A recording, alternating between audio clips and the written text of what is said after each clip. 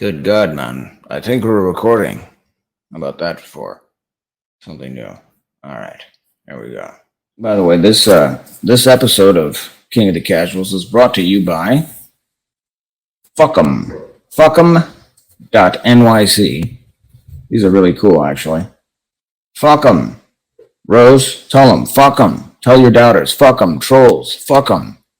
Haters. Fuckum. Keyboard warriors. Fuckum. Ali Abdiaziz. Fuckum. Right? Right.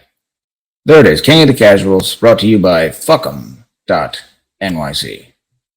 Boom. Cause I'm the king of the casuals, the casual king. I'm the king of the casuals, the casual king. I'm the king of the casuals, the casual king. Cause I'm nobody bringing you the casual thing. The king of the casuals, the casual king. The king of the casuals, the casual king. King of the casuals, the casual thing. Cause ain't nobody bringing you the casual thing. King of the Casuals. Episode, I believe 59. Yeah, 59 sounds about right.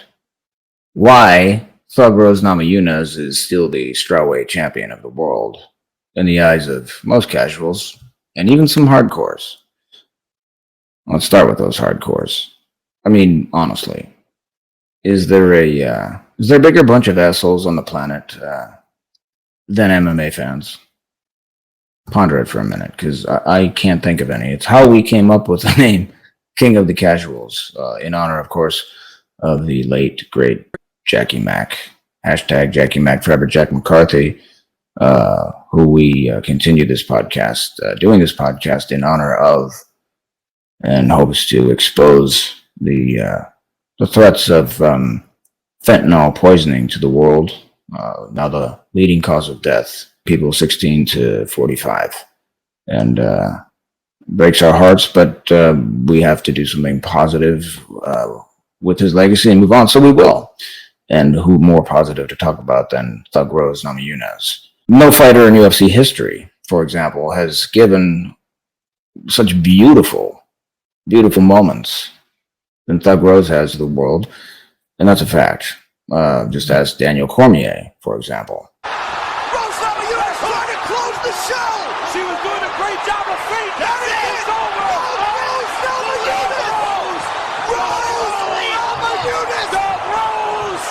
Dog Rose! Unbelievable! Dog Rose! There is a new strawweight queen! Dog Rose with the feet, the hook!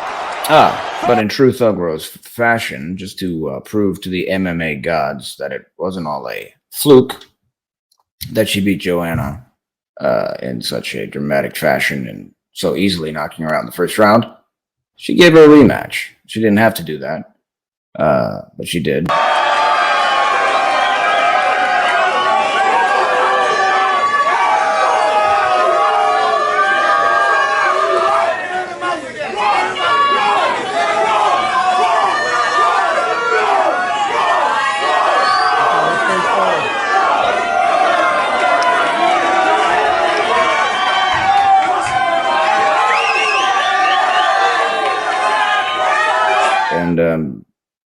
And she defended her belt and hence once again proving those doubters and haters wrong.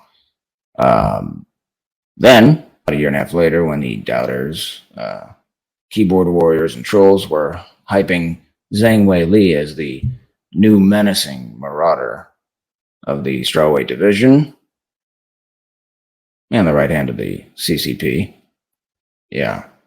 In true Thug Rose fashion, she walked into the octagon, repeating her mantra, "I'm the best." She is the best. But she did it in the first minute and a half once again, bringing Joe Rogan to tears and telling the world she simply wants to make it a better place by opening Earthship academies everywhere and reminding us all we should just love one another.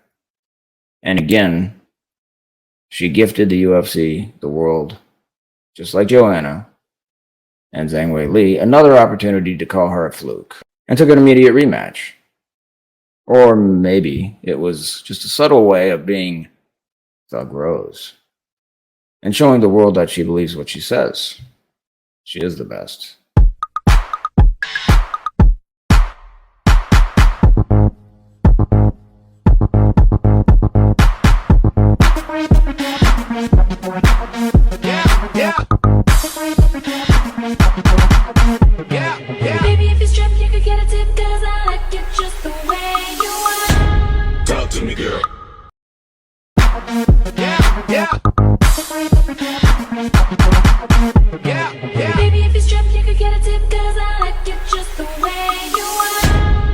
to me, girl.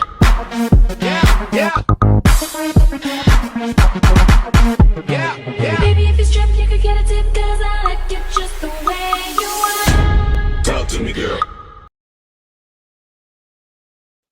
So one has to ask themselves, why were more eyes on the fights with Joanna and Zhang Weili than any other show in the strawweight division's history? Now, we'll just answer it for you. Because beyond the trolls, there are many beautiful people out there that can connect with the Thug Rose spirit. Much like that of her fellow strawweight, Claudia Gadelha, she simply sends great vibrations out into the universal ether. All right, so let's get to the heart of this thing. One could argue that Rose is not the strawweight champion at the moment. As one Saturday night, well, I believe, most people were sleeping or unconscious, drunk. I don't know what I'm saying, but Carla Esparza was gifted a decision and given the belt in a fight that we believe at the Casuals was at best a draw.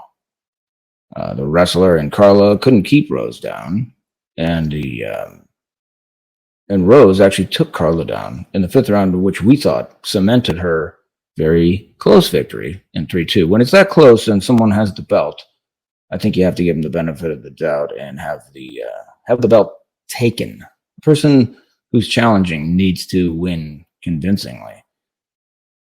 It seems to me like an unwritten rule that we have as fans, and maybe the organization has.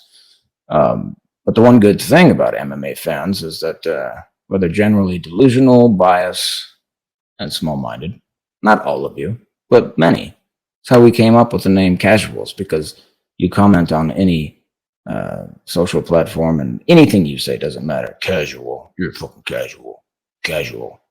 So when Jack and I decided we were going to do this podcast, we thought, what a better way to sort of flip the status quo on its head. Instead of arguing with them, we just embrace being casuals.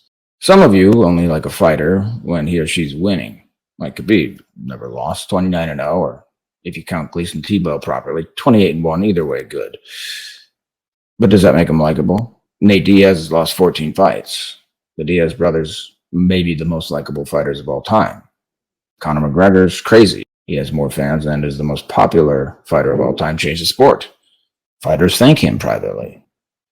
Sean O'Malley is about to do that. There's others like that, but Rose is one of those people, but does it with love and in class.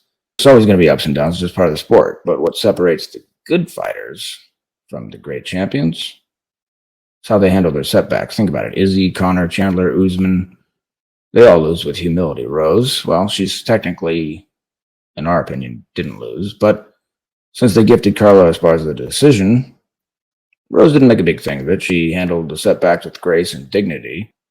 That's why she's still the strawweight champion of the world in the eyes of many casuals and even some hardcores.